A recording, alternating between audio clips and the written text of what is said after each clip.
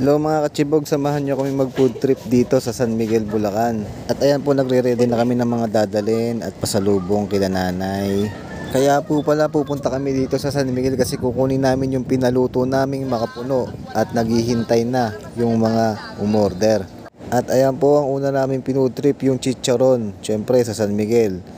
Iba ang lasa ng chicharon, solid. Syempre, nandito na lang rin kami sa San Miguel.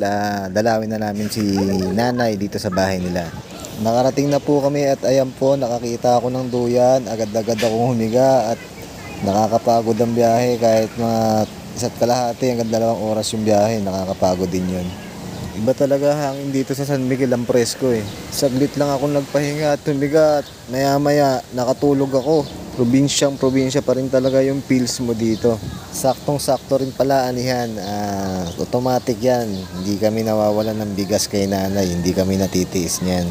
Love na love kami. Kaya masasabi ko lang talaga na sobrang swerte ko sa biyanan ko. Sa anak lang hindi. Hindi, biro lang po. At habang natutulog po kami, yan, pinagluto kami ni nanay ng manok saka ng galunggong. Partner with patis na may kamatis. Kaya pagkagising po namin, ayan po, agad-agad kaming lumapang ni Mrs.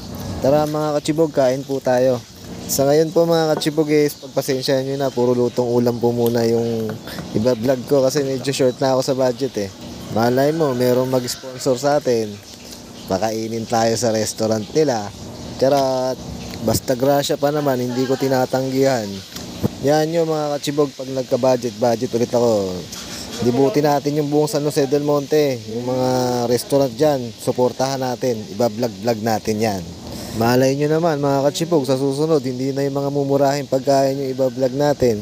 Susunod na yung medyo mamahali na, yung mga lechon, mga mamahaling sangyupsal. Kasi yung mga kinakain lang namin sa sangyup, yung mga 199 lang eh. Hindi ko pa natitikman yung mga mahaling sangyupan eh. Malay mo naman, di ba? Pero dapat may thankful pa rin tayo kung ano yung nakahain. Yun ang kakain natin. Kung ano yung kaya, yun lang. Huwag tayo maghahangad. Importante, masaya ka sa ginagawa mo. Saka syempre, nag-e-enjoy ka. Huwag na huwag mong papansinin yung mga sinasabi ng ibang tao tungkol sa'yo.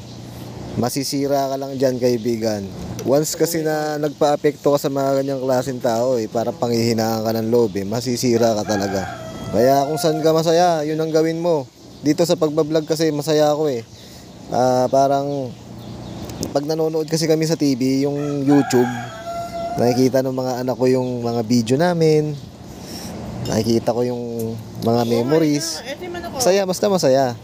Yun din talaga purpose ko, kaya ako nagbablog para makita ng mga anak ko yung mga ginagawa nila nung maliliit pa sila. At ayan nga po mga kachibog, kakatapos lang namin kumain at nagpasalubong ang aking bayaw na mabait ng palabok at sopas. Salamat bayaw.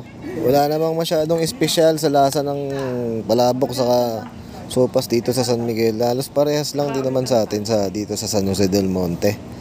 Pagkatapos nga po pala namin kumain dyan pinick up na namin yung makapuno, yung pinaluto namin.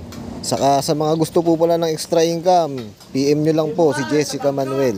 Yan, marami po siyang delicacies. Sigurado po, fast moving yan at siguradong kikita kayo dahil nakarekta yan. Sobrang mura at sobrang quality ng mga produkto, siguradong babalik-balikan kayo. At na-pick up na po namin mga kachibog. Salamat po sa panonood. Iwan naman kayo ng puso dyan para ganahan tayo gumawa ng mga ganitong vlog. Salamat po, bye bye.